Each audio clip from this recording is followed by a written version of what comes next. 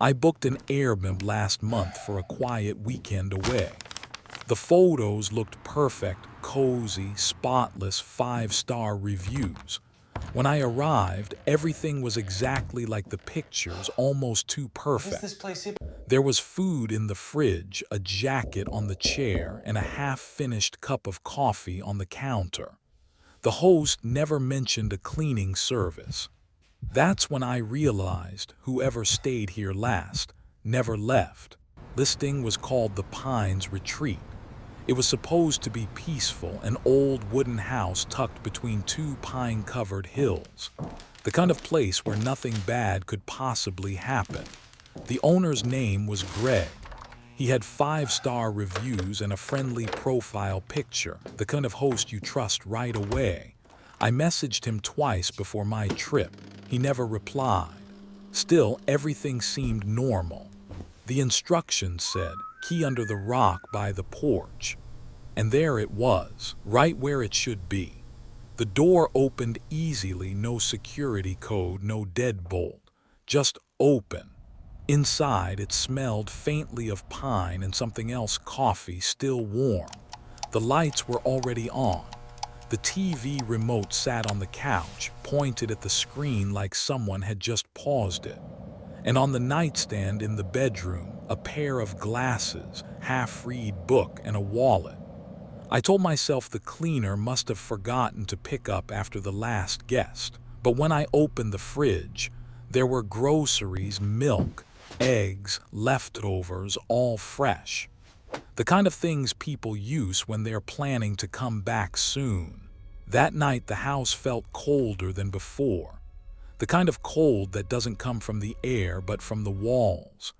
I lay in bed scrolling through my phone, trying to ignore the creaks and sighs of old wood.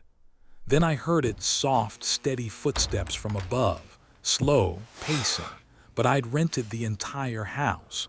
No one else should have been there. At first, I thought maybe it was the pipes or a raccoon in the attic, but the steps weren't random. They were measured, heel, toe, like someone walking back and forth. I turned off my phone, listening. The sound stopped immediately, as if it knew I was paying attention. That silence felt heavier than any noise. I checked the Airbnb listing again just to reassure myself. It said, entire home, no shared spaces. I blinked and suddenly it changed. Now it read, shared space with host. My stomach dropped. I refreshed the page, but it went back to normal. I told myself I was tired, jet lag maybe, but then I heard it again. The same pacing, this time closer, right above my room. Is anyone there? I sat up, every nerve in my body tight. The ceiling light flickered. Something dusted down from the vent. A faint shadow passed by the hallway outside my door. I wanted to call out, but my throat locked up. My phone screen lit battery at 1%, and then it died. The house went completely still. I grabbed my flashlight and stepped into the hallway. The air smelled different, sharp, metallic, like rust or old blood. The staircase to the second floor loomed ahead, disappearing into darkness. Each step groaned as I climbed. The light trembled in my hand, catching flashes of old portraits on the wall. A man, a woman, a child, all smiling, but their eyes scratched out. I reached the top. Every door was closed except one, slightly open. A soft hum came from inside, almost like breathing. I pushed the door with my fingertips. The room was perfectly clean. Bed made, pillows fluffed, curtains drawn, nothing out of place, except the air warm, heavy, alive. I stepped closer, my flashlight slid across the bed frame, and that's when I saw it, a small tuft of hair peeking out from under the blanket. And then the sound, slow, wet, uneven, breathing. I froze. I wanted to run, to scream, to do anything, but all I could do was stare as the blanket rose and fell. Someone was under the bed. Someone who was still breathing. The next morning, I didn't even eat breakfast. My hands were still trembling from the night before, but curiosity, or something darker, had already taken over. I needed to know what was behind that wall. I went to the hardware store around the corner, trying to sound casual as I asked where the utility knives were. The clerk smiled, said they were in aisle 3, and asked, "You doing renovations?" I laughed too quickly. "Yeah," I said, something like that, but I wasn't doing renovations. I was about to cut into the bones of my home. When I got back, I stood in front of the closet for a long time, just listening. The wind outside was calm. The radiator hissed faintly. Everything sounded normal, except that one spot in the wall, still colder than the rest. I pushed the clothes aside again. The seam looked thinner now, almost invisible under the morning light. I pressed my palm against it, hollow. I started cutting. The first slice was loud, a dry, tearing sound like paper and bone. Dust fell in soft gray flakes. I coughed, eyes watering, but kept going. The second cut was easier, then the third. Soon I had carved a jagged rectangle the size of a window. I pushed lightly and the drywall caved inward. A rush of cold air hit my face. The smell was the first thing I noticed. Not rot, not mildew, something metallic, sharp. I held my phone light up to the hole. Behind it was space. A small, narrow chamber, big enough for one person to stand upright, maybe crouch. The flashlight beam caught the edge of something fabric, an old blanket. I widened the hole and climbed in. It wasn't a crawl space. It was a hidden room. The floor was wooden, warped by moisture. There were no windows, no door leading out. Just a mattress in the corner, sagging and covered in dark stains. Beside it, a small table. On top of it were several half-burned candles, wax pooled in uneven drips, and an old phone, the kind with a cord that spiraled into the wall. It was plugged in. The light on the base still glowed faintly red. I whispered hello. No answer. I ran my hand over the wallpaper. It was old, torn, layers of different patterns visible beneath each other. Near the floor, the plaster had crumbled enough to show the brick beneath, and on the opposite wall, I froze. There was a vent, a small one the size of a coin with a thin slit of metal in the middle. I leaned closer, shining my light through it. My heart dropped. On the other side was my bedroom, my bed. Someone had been watching me. I stumbled back, hitting the table. The candles toppled, one of them clattering to the floor. The flame sputtered out, but the air smelled like wax and something else, something burnt. I grabbed the phone on the table. It was heavier than it looked.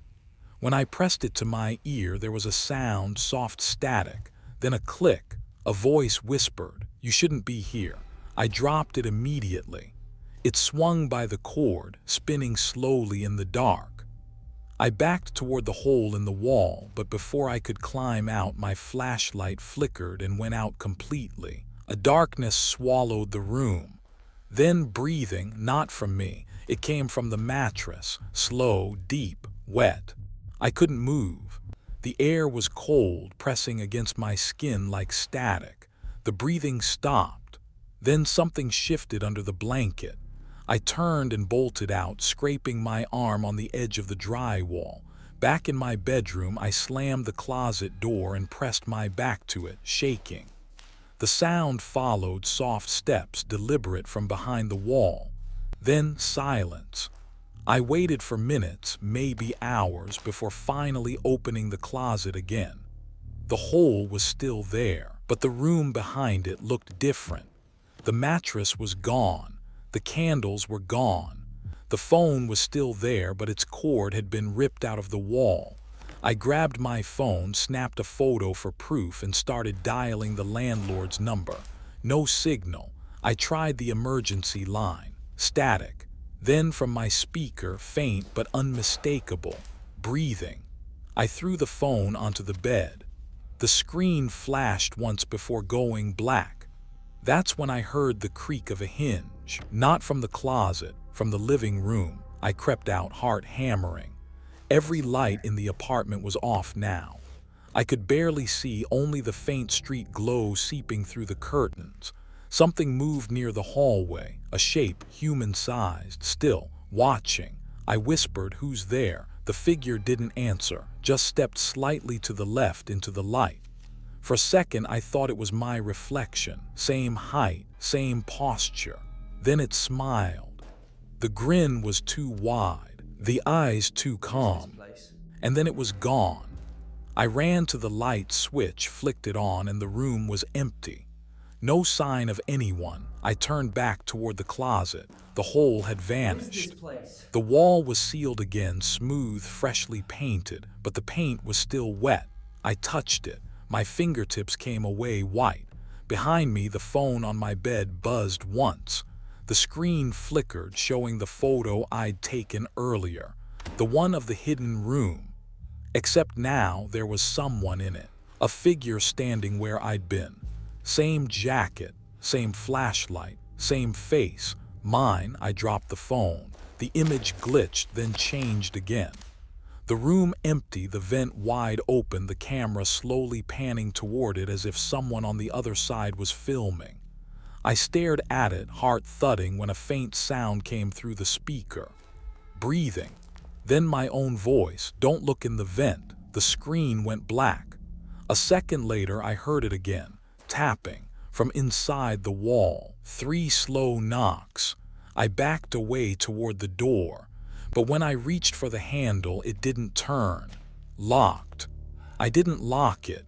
Something moved in the vent above my bed. I called the police. 2 officers came, polite and tired. I led them straight to the closet, ready to show them the hole, the room, the mattress, the phone. But when their flashlights hit the wall, it was whole again, smooth, newly painted. The plaster was still wet. They traded a look I've seen before, the one that means you imagined it. They checked the windows, the lock, the hallway. Nothing. When they left, they told me to get rest.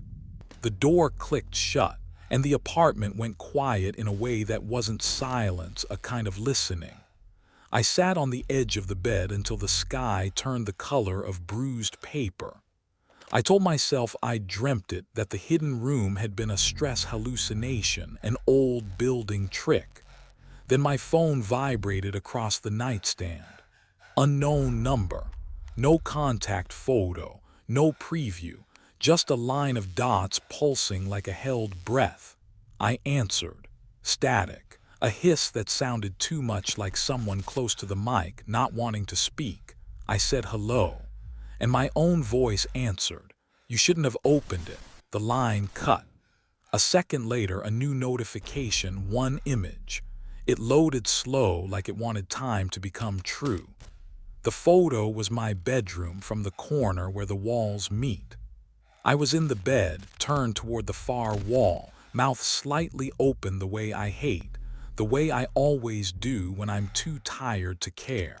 The lamp beside me glowed the exact warm oval it throws at 2 a.m. But the lamp wasn't on, and I hadn't slept. The timestamp said last night. Something darker than the room leaned over the bed, tall, human, close enough to cast a shadow over my throat.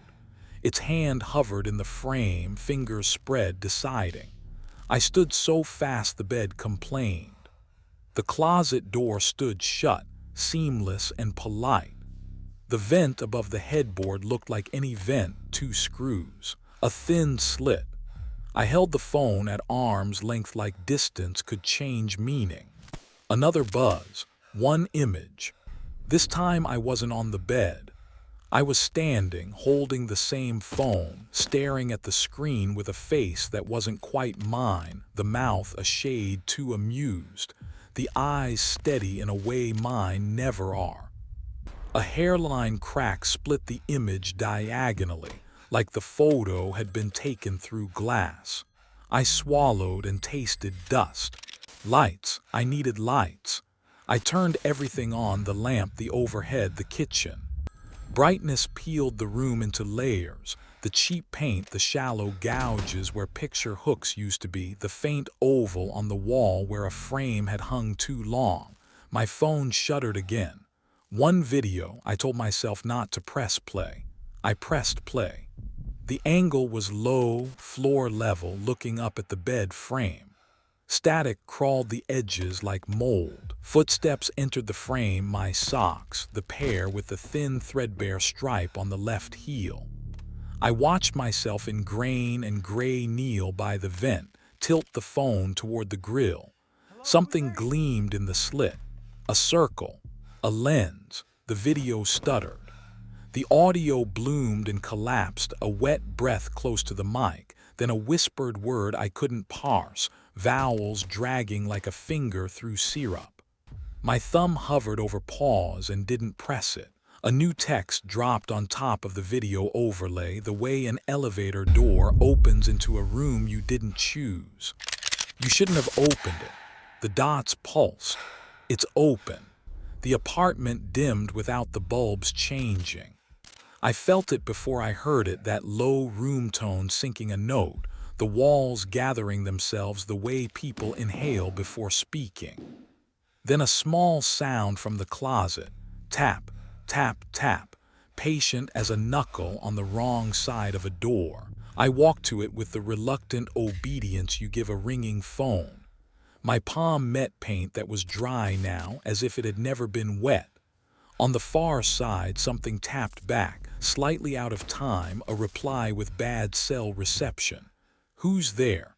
The question sounded borrowed. Silence assembled itself. Then my phone on the bed lit from black to a live view, my room this moment from the ceiling corner. A red dot pulsed in the top right. Recording. I looked up. Nothing in the corner but shadow. I looked down. The phone showed me from above, head tilted, arm outstretched, hand on the closet wall. The red dot blinked twice as if laughing. I killed the feed. The screen refused to obey for a second too long, like a dog pretending not to hear. When it went dark, the reflection that came back wasn't mine. Not exactly. The mouth again, a little too content. The eyes too still. I tilted my head. The reflection didn't. Then it did, a heartbeat late. The vent clicked. The sound was tiny, like a coin settling in a saucer. I stepped back. The grill didn't move. The screws didn't turn. But the sound of an opening had already happened, and now it hung in the air like a draft. Cold air licked my wrist. I heard the camera sound, that artificial shutter snap phones make, designed to be comforting. Another snap. Another. The device lay where I dropped it. It was shooting on its own. I grabbed it, thumb smashed against the power button. The screen brightened instead, generous, helpful. A new image filled it, my back from inches away, the fabric of my shirt clear enough to count threads. And above my shoulder, just outside the depth of field, a pale oval leaned close, cheek, jaw, mouth. The lips parted. I could see the wet at the corners. I could not see eyes. I ran. The front door knob turned to the left but didn't agree to open. The deadbolt spun to peace and then back to caution on its own. The chain lifted halfway like a shrug and set itself back down again with small good manners. Behind me, the closet gave a single happy creak, like a swing finding a child. I don't know why I answered the next call. Maybe because the vibration pattern was mine, long, short, the way I said it years ago and forgot. I lifted the phone. No number. Just a name where numbers should be. Home. I hadn't labeled any contact that way. The call connected with no consent. The line breathed. So did I. For a moment, we were the same creature. Then my voice, from a place too narrow for lungs, said, "Don't move." I didn't. My pulse hammered like repairs in the walls. The line stayed open, both of us filling the silence with air. Then a tiny, almost shy click from inside the closet. The kind of sound that means, I am unscrewing something for you.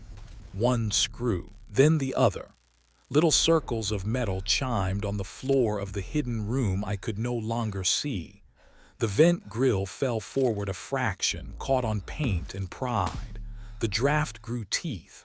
A smell unfurled dust that had touched too much skin, iron that remembered the inside of a mouth, candle wax cold as old breath. My name moved through the vent like a string. Whisper, Ben. I don't know why I thought the voice would be different, better, farther. It was mine again, pitched wrong by space. The overhead light stuttered, not off dimmer like it had become polite about intruding. My feet found the floor slowly as if it had thickened. I raised the phone without telling my hand to. The camera lens showed a black slot where the vent had been. Something looked back. Not eyes. Eyes reflect. This was reflection without eyes, a suggestion of oval, of mouth, of room. For once, I didn't press the shutter. The shutter pressed itself. The picture took too long to appear. When it did, I was on both sides of it, the near side holding a phone, the far side leaning toward a rectangle of light with tender interest. Underneath, the phone auto-suggested a caption as if this were a normal memory and not a broken fact. Shared space. I almost laughed. The sound I made wasn't a laugh. Something put a hand against the inside of my wall and pushed. Paint bubbled, then smoothed. Not an opening, an admission. You could say the wall sighed. You could say a wall cannot sigh. You would be wrong. What do you want? I asked it like a bad neighbor. Silence answered like good insulation. Then the text tone, new message, no number, stay. Another, look. A third, riding the first too close, keep quiet. The phone camera flipped to front without my thumb. The face in it belonged to me the way rental furniture belongs to a room, technically, temporarily. I could see the place where my hair never lies flat. I could see a line near my mouth I swear I didn't own yesterday. The mouth moved. I felt my throat not move. The mouth said, "We can share." I backed into the door and found it soft with refusal. The chain lifted as if to comfort me and settled to keep me. This was when the apartment stopped pretending to be a place and admitted what it was. A system. A story that stays. A box that edits itself to fit a shape called you and a shape called someone else until the two shapes agree. The hum in the walls became a note. A bass under the range you hear, the kind you feel in the cartilage of your nose. The same note that lives in fridges and stairwells and the places between floors. It asked for breath. So I breathed, shallow and fast, and hated giving it what it wanted. A silhouette slid through the room from a corner that hadn't been there a second before. Not a person, the idea of one, remembered by paper. It paused by the bed, touched the pillow with a hand I refused to see as familiar, and then tilted its head toward me in invitation. It didn't speak. The phone did. You shouldn't have opened it. The words arrived in my own voice, late to my mouth. I wanted to scream. Screaming in old buildings sounds like faucets. Screaming through vents sounds like wind. I closed my mouth. We stood like that, me and the wrongness, while the room practiced being two rooms at once. My closet was a wall. My wall was a door. My door was a rule. Rules here were polite. They didn't stop you. They made you say yes. The phone buzzed one last time. A photo popped up without the ceremony of a notification, as if the device felt close enough to skip manners now. It showed the hidden room again from a clean angle, as if lit by a window it didn't have. The mattress had reappeared. The table too. The phone sat cradled like a pet. And on the wall above the mattress, in a strip where wallpaper had peeled back, someone had scratched a calendar into the plaster. Days marked in black, tonight circled in red. A word beside it in a hand that might be mine if you taught it to be worse. Return. Something in me gave up and something else stood up. I stopped hoping for the door and walked toward the closet. I didn't want to go in. I wasn't going in, but I walked because the apartment had decided walking was what happened now. The seam didn't exist anymore. The wall was solid, the paint unbroken. I put my palm against it anyway. It was warm, warmer than my skin. It felt like pressing your hand to someone's back and feeling their lungs work. From behind the paint, knuckles answered mine. Tap, tap, tap, polite, grateful, like thanks. I lowered my hand. I picked up the phone, the camera opened. The focus hunted and found the vent. Inside, not eyes, never eyes, but a surface that wanted to learn my face. I lifted the device a little higher, just enough to frame the room the way it always frames me when I'm not aware I'm a subject. And I heard myself speak, unknown to my throat but faithful to my breath. It's okay, we can share. The apartment agreed. The chain lifted and settled. The lock turned to neutral. Somewhere in the ceiling, a wire warmed, a shutter softened. I didn't open the wall. The wall opened its idea of opening, which is worse. I didn't step forward. I let forward step to me. Air from the hidden room moved over my hands, cool, damp, almost kind. It smelled like wax gone cold. It smelled like the inside of a phone line. It smelled like someone else's sleep. Then the picture took itself one more time. The flash wasn't light. It was a decision. The image that appeared was 2 rooms at once. You shouldn't have opened it. The words arrived in my own voice, late to my mouth. I wanted to scream. Screaming in old buildings sounds like faucets. Screaming through vents sounds like wind. I closed my mouth. We stood like that, me and the wrongness, while the room practiced being 2 rooms at once. My closet was a wall. My wall was a door. My door was a rule. Rules here were polite. They didn't stop you. They made you say yes. The phone buzzed one last time. A photo popped up without the ceremony of a notification, as if the device felt close enough to skip manners now. It showed the hidden room again from a clean angle, as if lit by a window it didn't have. The mattress had reappeared. The table too. The phone sat cradled like a pet, and on the wall above the mattress, in a strip where wallpaper had peeled back, someone had scratched a calendar into the plaster. Days marked in black, tonight circled in red. A word beside it in a hand that might be mine if you taught it to be worse. Return. Something in me gave up and something else stood up. I stopped hoping for the door and walked toward the closet. I didn't want to go in. I wasn't going in, but I walked because the apartment had decided walking was what happened now. The seam didn't exist anymore. The wall was solid, the paint unbroken. I put my palm against it anyway. It was warm, warmer than my skin. It felt like pressing your hand to someone's back and feeling their lungs work. From behind the paint, knuckles answered mine. Tap, tap, tap, polite. Grateful, like thanks. I lowered my hand. I picked up the phone, the camera opened. The focus hunted and found the vent. Inside, not eyes, never eyes, but a surface that wanted to learn my face.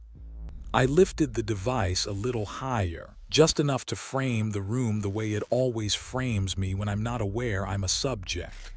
And I heard myself speak, unknown to my throat but faithful to my breath. It's okay, we can share. The apartment agreed. The chain lifted and settled. The lock turned to neutral. Somewhere in the ceiling, a wire warmed, a shutter softened. I didn't open the wall. In one, I stood by a closet that wasn't a door, looking into a vent that wasn't an eye.